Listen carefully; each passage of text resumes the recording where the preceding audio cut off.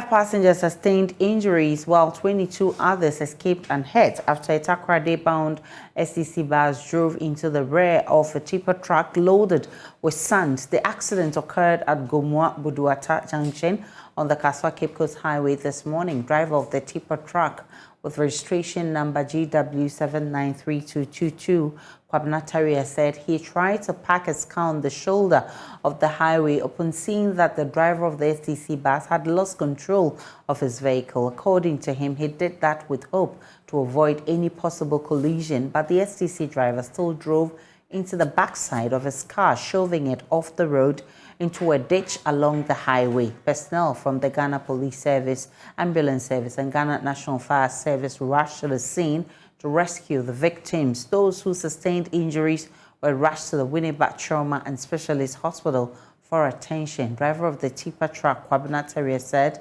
and some eyewitnesses have been speaking with Adom News.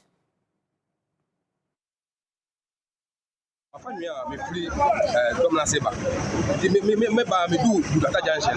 Na mu se bus driver no. Wasati okun say. Na ban say. Okun say. Na ban say. Okun say na ban say. Mu kan ka jengwa na say onye ni nanfi break. Eda na nansi break. Then nansi break anga ise ko tumi efiti no. Ndi okun say ban say ndi no. Ntu wana me tomo bus ndi me ko. Me road no. Me balance ko do kakra. Se na ndi okun say ko say na okofo kwani say. Na ne tono be etimi. Ana me ko say me ko We're going to Saturday on our way to Saturday. So we're from SCC, the main yard to Saturday. But so that we don't hit. Then he entered the bush. And then where I was sitting, it landed on the ground. And people fell on me. But then I don't know how I managed to escape, but I was good. The majority of them were still in the SCC. Most of them are hurt and they've been sent to the hospital. But then everything is okay. Nobody died. So I just want to thank God. Keep on the head also. We see for car no head. Keep on the head. Keep on the family no so bad. Obese this side. Me I talk about it. Even my jama. Yeah, I talk I say. I say me who is this year. I to come that. Because the first time I made a real accident. A person many say. We all face to face because me I see you na we need to keep around because my Well, here's Kofi AJ of Adom TV. He's joined us with more on this. Kofi, kindly summarize what the driver and the eyewitnesses have been telling you about this incident. Currently, I'm at Winnipeg Trauma and Specialist Hospital. And according to medical officers, they say that 6 of them are in critical condition. 6 of the victims are currently in critical conditions, while about 15 also receive minor injuries, and they have treated about 5, and they may be discharged maybe by the close of today. But as I'm speaking to now, 6 of them are in critical condition. Some of them have been even rushed to theater and working hard to stabilize them. And what I can say is that Buduata Junction, Dominasi Junction, Porting and Ochako Junction is one of the accident-prone areas. Not a single day we don't record accident on that stretch of that road. But according to the driver, it seems the STC driver was sleeping. That is the reason why the accident occurred. He was not. He was sleeping. So he couldn't control himself. That led to the accident. So what has happened to the STC driver? Has he been arrested? No, he's part of those in critical condition. I spoke to Ghana National Fire Service, Winnipeg, PRO, Public Relations Officer for Ghana National Fire Service, Winnipeg, Fifi Dali. He told me that the driver is part of the 6 people who are in critical condition. The STC driver. So how are the people in that area reacting to this incident? As I said earlier, those residents around the area know that that place is at the employment area due to a sharp curve over there. So it's normal to them because a lot of every day they record accidents on that stretch of that road. So residents they take it normal. Okay. So the National Fire Service, the police, they've all been there. What is their preliminary investigation saying? Fire Service PR, we spoke to him and he said that they are now conducting investigation, but preliminary investigation reveals that the driver of the SCC bus lost control due to he was sleeping, so he lost control leading to the accident. But they are still waiting for him to come back to normal so that they can question him and investigate further because he caused the accident and he's currently in critical condition. So unless he comes back to normal before they can continue with the investigations. Kofi J is with Adom News and he's been bringing us updates of this accident. Let's move on to other stories. The Ghana Education Service says it is investigating a video on social media in which some students at the Ghana Senior High School, Tamale, are using toilet cubicles as dormitories. In a statement issued on April 16, the Regional Director of Education asked both head and senior headmaster to step aside for a thorough investigation. The statement further reveals the school could accommodate an additional 300 students since records indicate that students enrolled in the school were fewer than the vacancies available. The service described the situation as disturbing and unfortunate. Regional Minister Hafiz bin Saleh has been touring the school for first-hand information on the matter. He says the facility doesn't serve as dormitory and that students only keep their belongings there on vacation. Listen. We have come here, we have had a survey around the building, and that could not be true. It is far from being true, and we would want to make it clear to the general public that this was a blatant misinformation that was carried, and we would want everybody, each and every one of us, to treat this with the contempt that it deserves. Rooms and bath facilities that have been scattered around the I can see two on this side, newly built, in use. He could have reported on those things too. If he actually wanted to do a balanced reportage. But he chose to do a one-sided false statement and leave. Just, I don't know, maybe for want of his own expression, he decided to do that. And I would call it irresponsible journalism, and it should be treated as such. What is true is that upon vacation, some of the students could keep their boxes in those cubicles. I would call them cubicles. And the Director General of Education to do a thorough investigation about this. I may be seen to be partial, but I don't think so. I don't think I'm partial because this is my school also, and I would want the best for my school. If I had seen anything wrong with this behavior, I would have equally commented on it. Unfortunately, that hasn't been the case. The case is that this is of malice, that somebody has hatched, and I don't know for what reason that person would. But what gladdens my heart is that the Deputy Director General is here. I've gone around with him. We have seen all that has transpired, and he and his team would do a proper report to the Director General and the Minister, so that the appropriate steps will be taken to solve this problem. Meanwhile, the GS has assured the populace it will ensure students entrusted in its care have a safe school environment. Here's spokesperson for the Education Ministry, Kwesi Kwarteng, who's also been reacting to the development.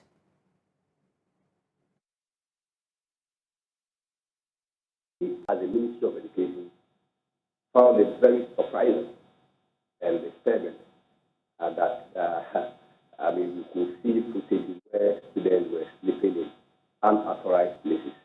Of course, initially, the information we take from the leadership of the school was that it was, a facility being constructed by the school, and initially they had planned to put WCs in. But of course, if you look at the large numbers within our secondary schools, most times WCs or the water closets are not really advisable on health reasons or on health grounds. So a lot of times they may defer to other how do you call it, ways of improving sanitation. So this was a place that was more or less not used, and it was not authorized for students to place to be sleeping there. Unfortunately, we found a situation that circulated around, and then the Ghana Education Service was like, they needed to investigate this, get to the bottom of it. But of course, it was only fair that in the interest of natural justice and not to also disturb the investigation process or distort it at the end of the day. The headmaster and the senior house master actually step aside, because, I mean, ultimately when it comes to the management and administration of the school, it is within the prerogative of the headmaster. But of course, largely when it comes to matters of students' accommodation and other things, it is also within the prerogative of the senior house master. So the Ghana Education Service was like basic in order not to distort, how do you call it, or prejudice the investigation that's supposed to go on. They must step aside. So I am very hopeful that at the end of the investigation, we should be able to get to the end of it. But for so far as the Ministry of Education is concerned, the place remains unauthorized. Right. Students were not supposed to sleep there. There were more than enough spaces within that particular school to accommodate more students. And we are very surprised that it came up. I mean, sometimes it may be largely, on face value analysis due on a lack of supervision, proper control mechanisms to check all these things within the schools. And this possibly just like when you have 4-bedroom apartments and there is a storeroom which is not used, and then you have your daughter saying that, oh, I'm going to sleep there for fresh air. Yes, as a parent, during the evening, you have to be concerned where your daughter slept. As to even whether she slept in the bedroom or that place or other place, you should be concerned. Right. And when you have situations like this, we needed to take an action. The Electricity Company of Ghana, ECG, has disconnected the Accra Digital Center over debt owed the power distributor. This is part of the ECG Accra West Region's revenue drive to complement a national effort to recover some 5.7 billion cedis owed by customers. Today's drive by the Accra West Region is targeted at both public and private facilities in the industrial area. We can now go live and speak with my colleague James Kwesi Aveje, who is currently with the team. James, where are you currently and what's the latest from where you are?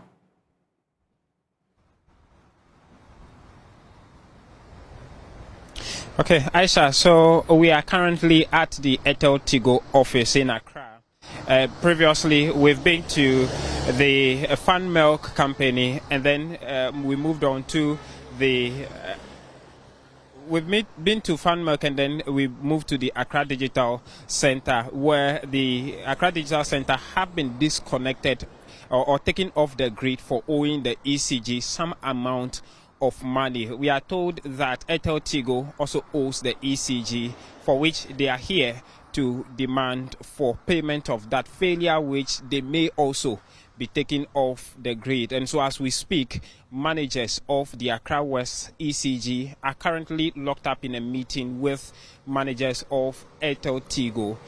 We are waiting to know what the conclusion of that meeting would be, but thankfully we have the PRO for the Accra West Region ECG, Mr. Fred Bembio, here with us to give us some update on, especially from the Fan Milk, and then what is currently happening. Mr. Fred, thank you so much for your time. We've been to Fan Milk as well as Accra Digital Center, and here we are at Airtel Tigo. What has the update been so far, especially with Fan Milk and the Accra Digital Center?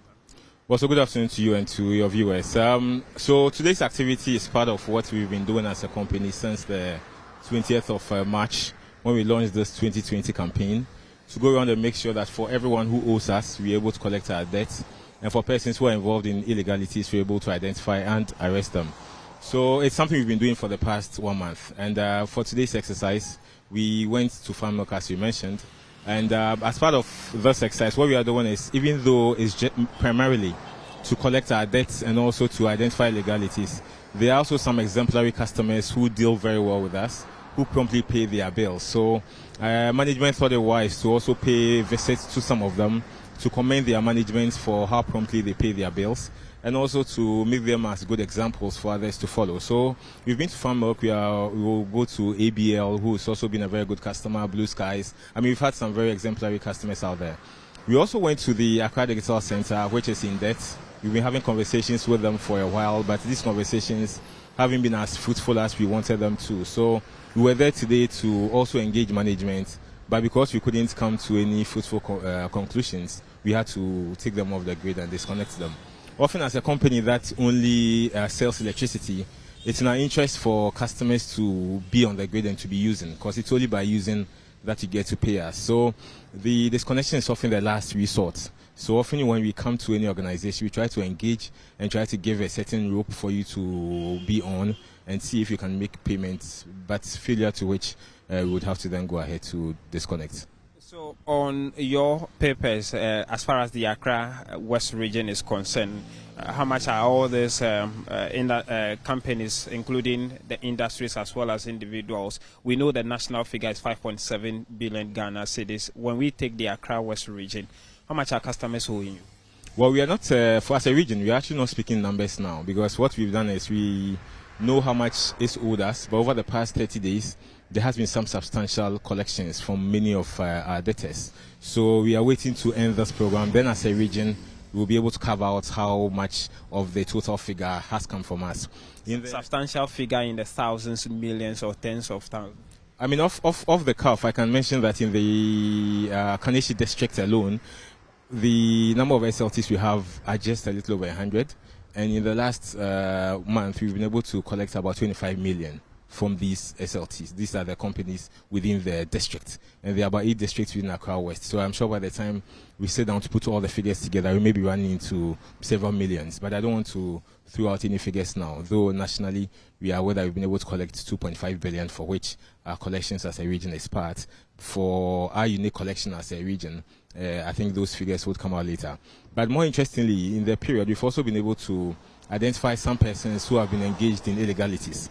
And for us at last weekend, we had apprehended about 140 people, and the calculation of the power they had used without paying for was about 1,090,000 Ghana cedis, 90,000 Ghana cedis. So you can imagine, I mean, people stealing power beyond 1 million Ghana cedis. And these are monies that, but for this exercise, if you hadn't gone out to identify them and arrested them and surcharged them, would have lost it as a company. So maybe the advice to people out there is that, please, if you're engaged in an illegality, make sure you reverse it. Make sure you are paying for the power you're using. If you know anyone who is engaged in any illegality, please report them to us. There's an incentive payment for anyone who reports such persons to us. And then also, we are putting in place measures, technology and all, to make sure we're able to arrest all these customers. So finally, you have been in that meeting with the Airtel Tigo briefly. What's the situation looking like? Are they also going to be disconnected? Well, like I mentioned, for everywhere we go, disconnection is usually our last resort. We must probably have... How is the discussion going? Well, if actually pulled me out, so I'm unable to give updates now. But then, like I said, we are not in a rush to just take you off because you're owing. We'd want to engage you, make sure that indeed you are either ready to pay or not ready to pay, then we take the next action. So if we don't get anything fruitful from that meeting, then we'll go ahead to disconnect. So, Aisha, that's the latest from the ECG's revenue drive, the Accra West region. We'll get more from the other visits as well. So that's the latest from the field here in Accra. Definitely, there will be more in our subsequent bulletins. Now, the creditor committee set up by Ghana's external leaders, the Paris Club, is expected to hold talks this week on the country's request for debt restructuring. China is expected to attend the meeting, which will reach an agreement on how to restructure about $22 million and $32 million, respectively. There's more in this news desk report.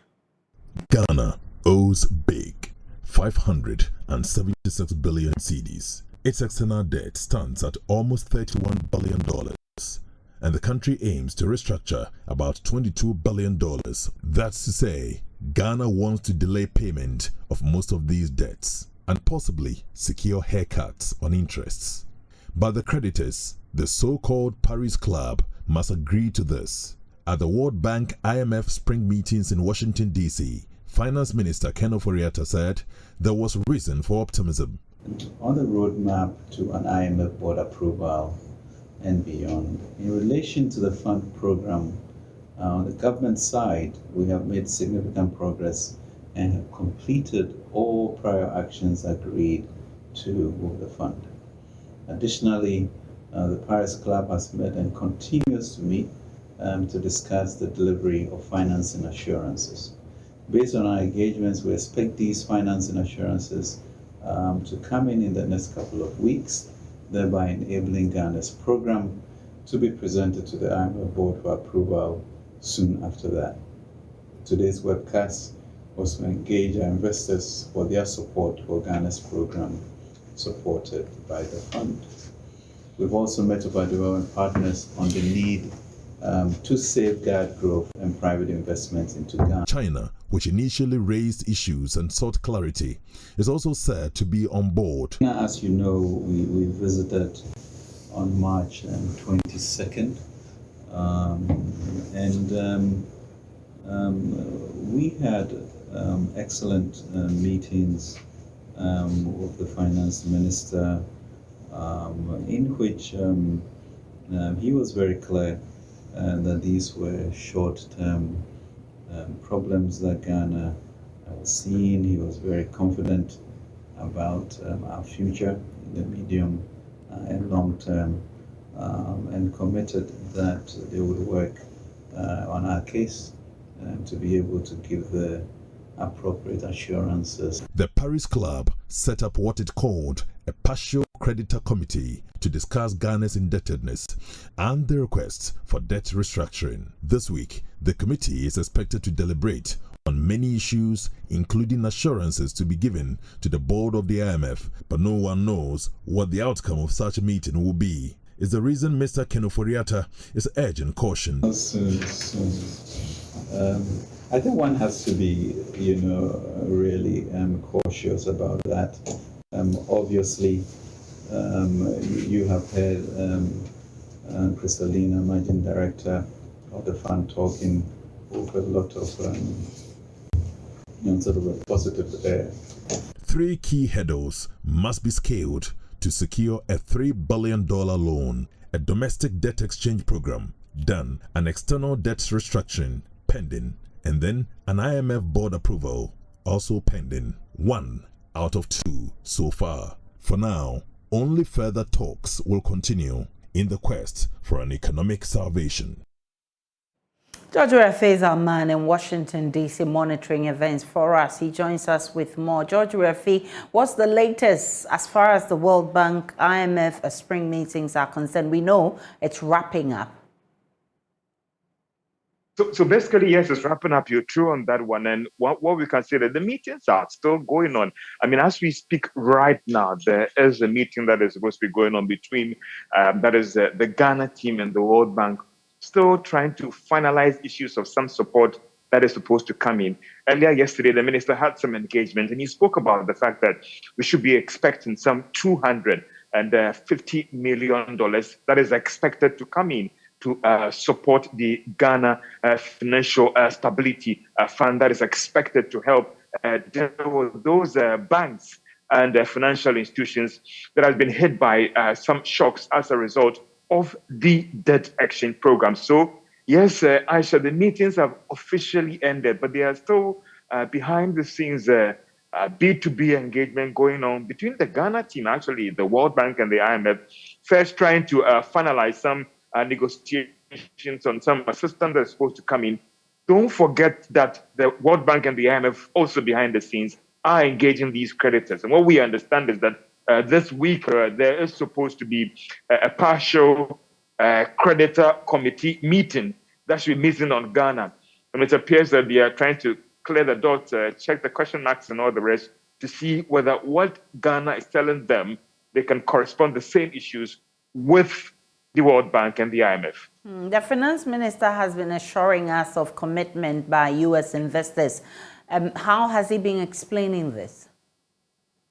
Well, Aisha, there was a business meeting with these multinationals, and there are issues about taxes, there are issues about government regulations, and all the rest. And these businesses sought to get some clarity on what is going to happen to their investment. There is talk about these stabilization fund, and there's talk about this new taxes that is coming in. How is that going to affect their stability agreements that they have with government? So they wanted some clarity on them, and the minister was able to offer some clarity to these businesses drawn from Newmont, John Deere, HP, Google, and all the rest. And we also got some understanding from the finance minister was that some of these businesses are trying to come into Ghana, and therefore that would be a big boost in terms of the FDI that Ghana is trying to improve to help stabilize the economy and then turn things around. How about the push for expenditure cuts, George?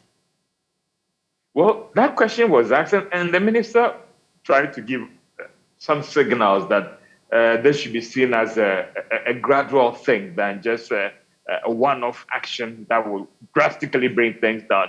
He argued that he thinks that they have taken some steps to try and deal with the expenditure issues. So it should be a gradual thing, and they are working to ensure that they match revenue with expenditure and drastically reduce the high budget deficit that we recorded over the years.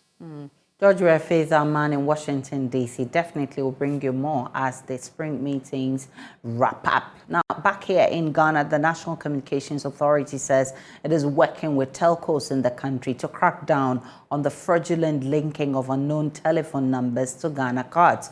It follows revelations that multiple phone numbers have been linked to the Ghana cards of subscribers of various telcos. Many of the subscribers had no idea of the link. In a statement, the NCA said it will work with the telcos to deal with the problem. Listen to Chief Executive Officer of the Ghana Telecommunications Chamber, Dr. Ken Ashigbe.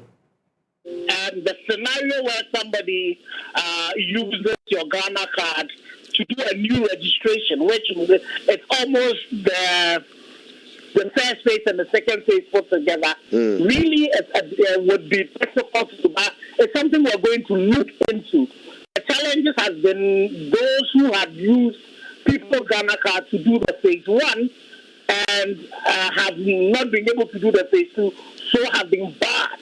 And those numbers still being linked to your Ghana card. That the linking is going to be done, and then also a short code is going to be provided where you can find out how many numbers are linked to your Ghana card, and then you can then take steps to make sure that those numbers that are not would be deleted. What happens in the meantime, though, while this work is going on? Well, the thing about it is that what do you do as a customer? Definitely beyond just the number that has been linked to a Ghana card, there are other data that can be used to verify whether it's you and all of that. So that detail would have to be done. It's something that we need to deal with in the first place. But if that should arise, those would have to be done. And for us as well, as I say, working together with the regulator, processes are going ahead to find ways in which we can clean, the SIM registry so that if it says it's you, it is really you. And it's something that really we need to ensure that it's completely done. What other ways can you verify these, someone's identity in the interim? If someone has registered a SIM card to my Ghana card. So you see, that the call records, the digital footprints, that you leave every time that, you use your phone. And there are various cell sites that you'll be hitting that would be able to tell your location and all of that. So there's a lot of data behind, the calls we do, what we do, the movements we do, whichever who we are calling, whatever cell sites we are hitting, even where we did the registration and all of that. So our News's investigations have uncovered how the DAF financial constraints compelled management of Produce Buying Company to roll plans to restructure the country's biggest indigenous entity. Over the last 5 years, the company's market share have declined from 30.88% to 8%. In January last year, the management of the company hinted downsizing its staff because it was unable to meet financial and operational obligations to its workers. In August 2022, management issued a memo. It was unable to pay salaries to staff. There's more in our latest Hotline documentary, PBC Troubles. In August 2022, a circular copied all staff indicated that payment of salaries would delay due to the current financial challenges facing the company. When we spoke to the staff who pleaded anonymity in November 2022, he told Joy News their salaries delayed for 3 months last year. It was not only difficult for many to fend for themselves, but their families as well. Staff salary, they were owing us 3 months, but currently they've paid the 3 months. But as we speak, we don't know when our next salary payment is coming, and we have no idea. He said it was now difficult for staff to access welfare loans from the company, which wasn't the norm in recent past. Okay, the welfare fund is a revolving fund. So they wrote to us that there are no funds available. So nobody should apply for welfare loan. But with regards to the Tier 3, we have paid, it is our money, and we have contributed. And it is 10 years now. And the agreement was that when it is 10 years, they have to pay all the monies to us. But it is 10 years now, and they are refusing to release the funds to us, which is making all the staffs, every staff is agitating. Every staff is agitating about this Tier 3. So dire is the financial situation that PBC suspended the intake of national service personnel for the 2022-2023 year. In a circular cited by Joy News, the Human Resource Manager, William Ayusi, cited the current financial challenges of the company as the reason. In January 2022, PBC wrote to the Ministry of Employment about its intention to restructure the company, including downsizing its staff. It cited the prevailing financial and operational downturn, making it difficult to pay staff and meet its obligations to stakeholders. It said the staff who will be affected by the downsizing are those without establishment.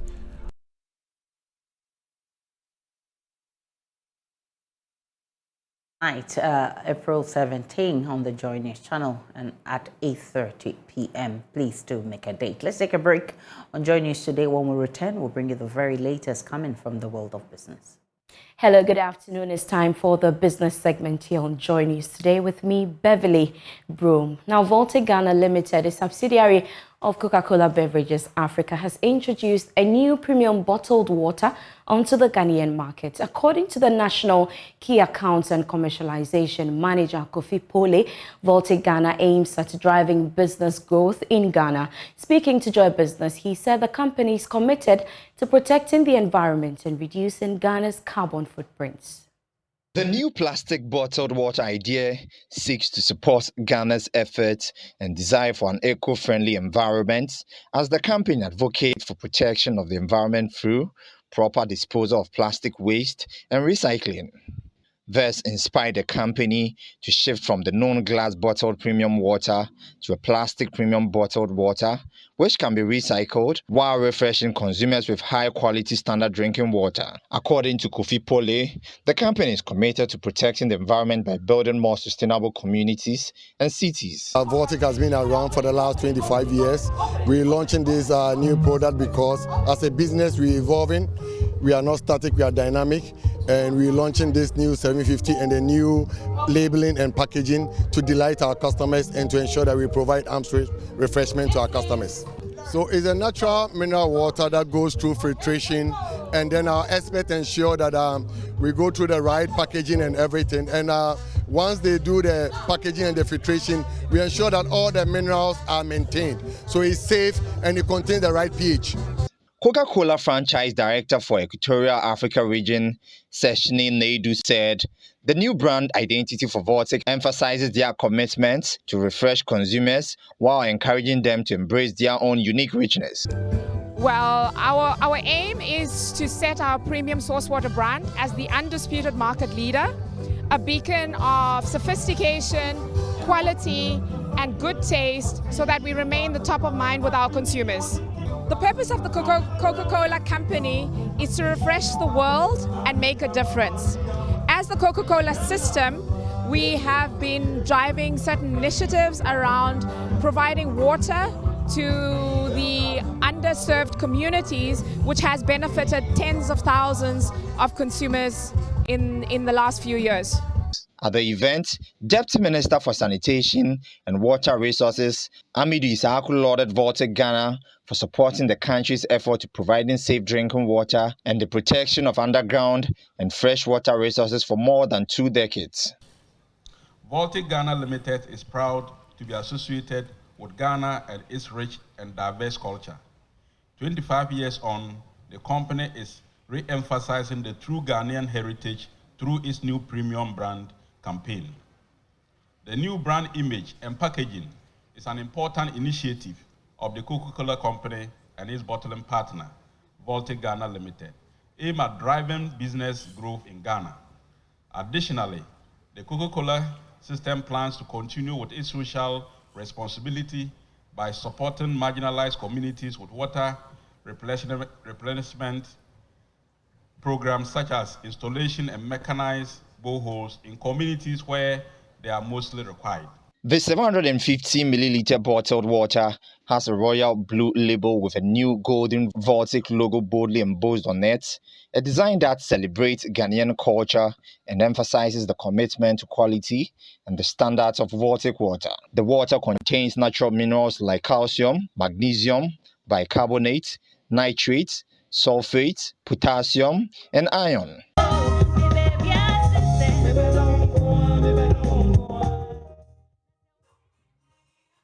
Well, KGL Foundation, a corporate social responsibility arm of the KGL Group, says they will continue to implement its philanthropic works to support social development in Ghana. According to the Chief Executive Officer, Elliot Adade, the foundation is poised to improve the lives of the vulnerable in the country.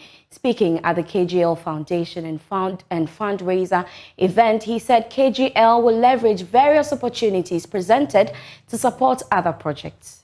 As the corporate social responsibility wing of the KGL Group, the KGL Foundation continues to implement the philanthropic works of the group and has made significant contributions in the social development space, supporting more than 100 projects across the country.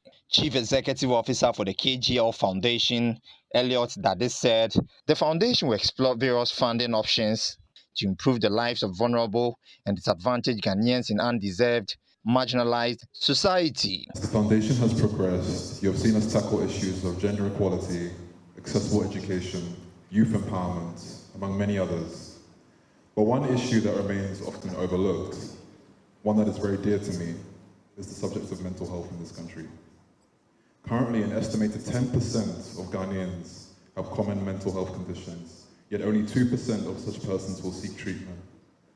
In fact, it is only until very recently attempted suicide was treated as a criminal offense in this country instead of a health condition in need of treatment.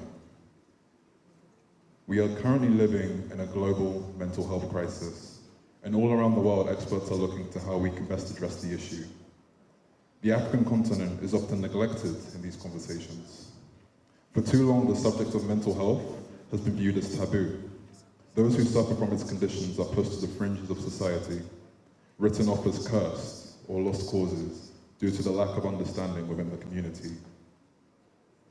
The mental health crisis needs to be viewed as just that, a health crisis. And if we continue to leave it untreated, it will slowly kill our population. Guest of honor for the event, Excellency Rebecca Kufuado, called for more private sector support. Such organizations constitute one of many arteries that supply sustenance to the well-being of Ghana, and they need everyone's support. I see eminent personalities, representatives of private sector institutions, and members of the diplomatic community gathered here tonight. It is my fervent hope that you will all commit funds to facilitate the expansion of the work of the KGL Foundation across the country. Nana, in conclusion, I use this special occasion to appeal to other private sector organizations to support our communities. I believe that collectively we can bring hope to Ghanaians if we promote, expand, and support philanthropy in Ghana. The KGL Foundation works in the areas of health, education, sports, art and culture, youth empowerment, and entrepreneurship. That's all for business this afternoon. We have more business news when you log on to myjoyonline.com/business. I am Beverly Brom. Have a good afternoon.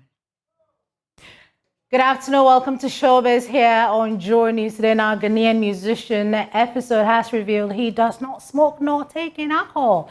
In an exclusive interview with Joy Entertainment's Kwame Dazi, Episode explained, contrary to the perception that people in the showbiz cycle are drug addicts and live certain lifestyles, he is an exception. And this is not even for camera. Anybody who knows me or anybody who has followed me over time knows that I've never even drunk before, I've never smoked before. Oh, and people might think I'm just speaking out this, and I can bet this on my mom. Oh, wow. You don't smoke? No, I've never smoked. I have not, it's not I don't, I have never tried it. Wow. I can bet it on I can swear on my mom. That's how deep it is. Not even Holy Ghost? No, I haven't. Don't you feel odd when you are in the midst of these other artists that do things that you don't do? Don't so you so feel the thing is sometimes I fake it. You share yourself be like that. Sometimes I fake it. Yeah. Because sometimes you go there backstage and somebody go come, Charlie, you get raised laugh for this. Oh, the last one finish. You see, the reason is not to actually say that the people who do it are bad, but you see, from even a fan's perspective, they idolize you. They look at you in certain ways. They look at you as somebody who they can see themselves in. So when a fan is like that, and then maybe the fan approaches you and they say that, you know, that things, I say, oh, no. You get what I'm saying? And people should understand that our personal lives are quite different from what they see on TV. Sure. So somebody might think that, okay, so as a dancehall artist, you definitely have to be in that thing. You need to be a drug head, you need to, smoke and drink. But it was quite recently I noticed, I read that Bob Marley, Lucky Dube didn't even smoke. And that's nice. So some of us are actually examples that you can actually do it without. Interesting. Jack. Meanwhile, the musicians Nasi and Episode have condemned the lookalike trend in the music industry. According to them, it becomes a problem when they have to commercialize their craft. If I see my lookalike, I will invite him to my office. I will love him, give him whatever. If he's a good singer, he has a good voice, and he's interested in doing what I'm doing, I will teach him for free. Okay. But I will not be happy seeing my lookalike performing my songs on parties. And somebody somewhere will think that I am the one. And imagine if the performance didn't go the way it's supposed to. You see, the insult will be like, wabon, and you lose his business. So it's not, I will welcome you, train you, but for you to ride on my glory, that is so wrong. From the positive side, it's all right. You can't deny the fact that these people idolize us and then sometimes want to do everything like us. It'll be funny though. It'll be funny, but I know I have people actually painting their faces the way I do. But it becomes a problem when these people actually, try to commercialize it, try to take food out of the original's mouth. We're talking about them. That's mileage. You understand what I'm saying? And then the thing too is, you go even the person self will be original self, in self maybe not in the go on. Right. And these people are being booked for shows. And right now, yesterday they take forms. They take forms before you join 500 Ghana. if they were just doing it for the fun Garbage. of it, that's fine. And one thing that I've noticed is because of the mileage they're getting, they're trying to disrespect the main ones, the artists, which is it's quite bad. On that note, we end Showbiz here on Joy News today. There's more Showbiz news in our subsequent bulletins, also on myjoyonline.com. Good afternoon to you, Aisha. Hello, beautiful Becky. That's how we wrap up the bulletin this afternoon. Log on to myjoyonline.com. You get more of the news and updates of all the developing stories. Do enjoy the rest of our program.